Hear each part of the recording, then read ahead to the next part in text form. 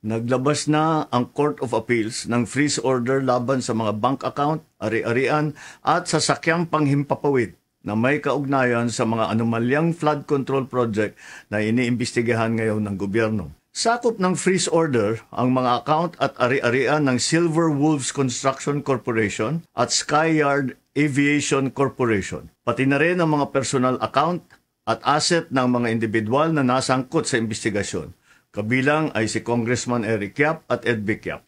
Kabuuang 280 bank account ang na-freeze, 22 insurance policy, 3 securities account, at 8 sasakyang panghimpapawid, kabilang ang mga eroplano at helicopter na konektado sa Skyyard Aviation. Kailangan natin ang mga freeze order na ito para hindi maibenta ang mga ari-arian at para maibalik natin sa ating mga kababayan ang bawat pisong pinaghihinalaang ninakaw.